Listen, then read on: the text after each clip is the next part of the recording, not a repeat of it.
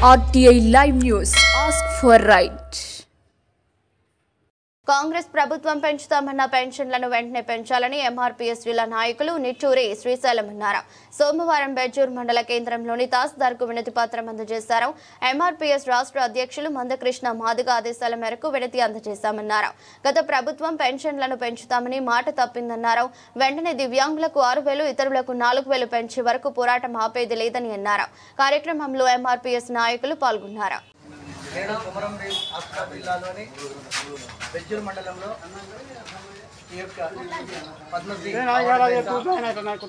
గౌరవ మందకృష్ణ మాదిగన్న గారి ఆదేశాల మేరకు ఈ యొక్క తహసీల్దార్ ఆఫీస్లో వినతి పత్రం సమర్పించడం జరిగింది.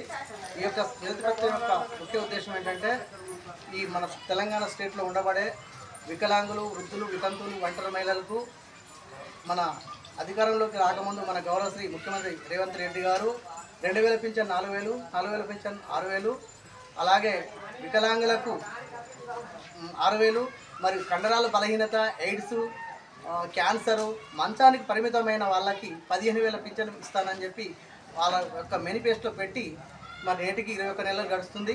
కాబట్టి దయచేసి వీరికి వెంటనే వారు ఇచ్చిన హామీని నిలబెట్టుకోవాలని చెప్పి మేము ఎంఆర్పీఎస్ తరఫున విజ్ఞప్తి చేస్తున్నాం. కాబట్టి తక్షణమే వీరికి పింఛను పెంచే విధంగా వీరికి సహకరించగలరని అన్ని ఈ తెలంగాణ స్టేట్లో ఉండబడే అధికారులు, రెవెన్యూ సిబ్బంది పూర్తి స్థాయిలో సహకారం అందించాలని చెప్పి ఈ యొక్క సంబంధిత అధికారులందరూ కూడా వీరి జీవన వృత్తికి సహకరించగలరని కోరుచున్నాం. జై మాదిగ, జై మందకృష్ణ మాదిగ.